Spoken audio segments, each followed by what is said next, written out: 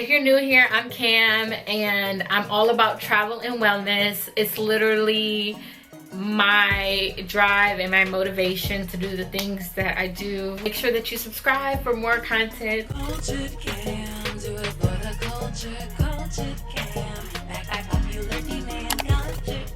Hey peeps!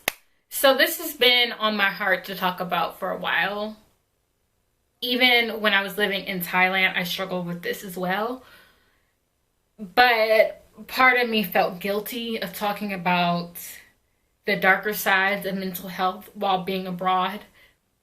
It's that like duality of, you know, you have this amazing life and this opportunity to live in another country, but you still feel some of the same things you felt emotionally, mentally when you were back home, and trying to make sense of it.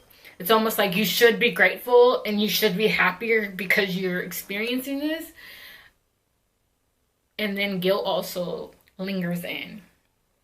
So I want to talk about the dark side, or not necessarily dark side, but the real side of mental health abroad and how it can still be as impactful as it was in the States. As someone who struggles with anxiety and bouts of depression, being abroad is therapeutic for a lot of reasons. Systemic racism isn't as impactful, or maybe systemic racism isn't a thing. Not the same magnitude, right? There's relief for that.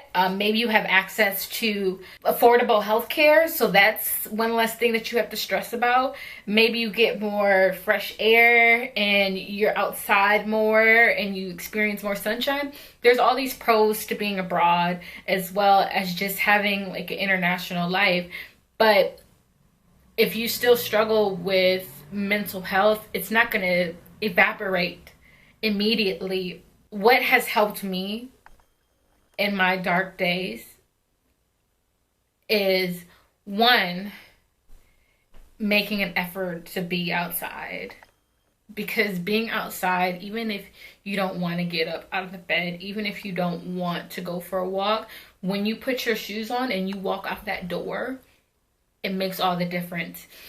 You smell the fresh air. You see things around you. Your senses are heightened. You hear things. You smell things. You see things, right? Finding community has been super helpful for my mental health abroad. In Chiang Mai, Thailand, there was a group of women, nomadic women, that I joined. I was also in a group for Black people, and even the same in Portugal. I'm part of a Facebook group for Black people, for melanated people, for American people, because it's important to find people that look like you, because they give you a sense of belonging. Even though you want to assimilate into the culture that you're in, it's not a problem to have people that look like you or make you feel safe, right? So definitely finding that community as well. Online therapy. I had promised myself before I went to Thailand that I was going to be in therapy for a year no matter what happened. The lows, the highs, the in-between, the days where I'm like, okay, I don't really need therapy. But that has been my saving grace, because it's allowed me to not only utilize therapy when something tragic happens, but just to learn how to cope with everyday life and things that come up that are uncomfortable for me. Picking up some sort of hobby, finding something that brings you joy when you're abroad. In Thailand, I started hiking a lot.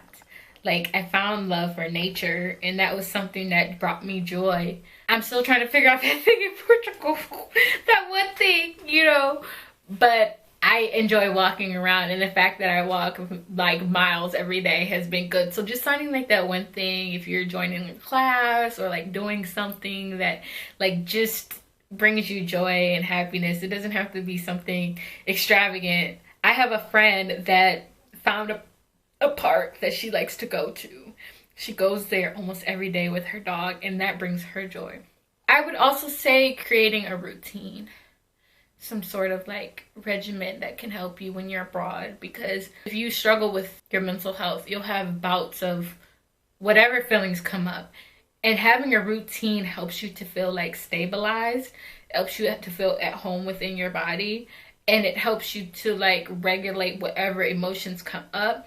And those are the things that have been helpful for me, even when I do struggle with my mental health being abroad, because it doesn't evaporate just because you move from Texas to the Maldives. Like, I mean, you might be sad at the Maldives and it's beautiful and it's amazing, but you might still have things that come up for you. So these are the 5 things that have really been helpful.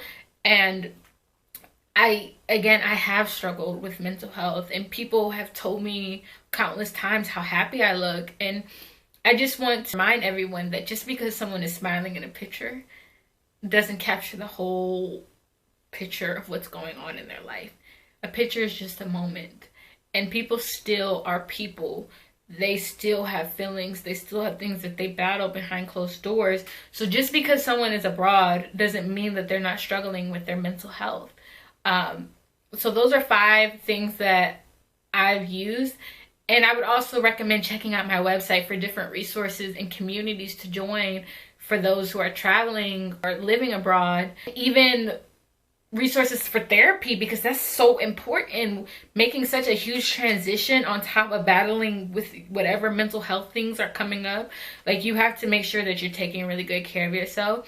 And I've learned that when I put in the work, even when I don't want to, I reap the benefits of a balanced mind, body, and spirit. I struggle with mental health abroad.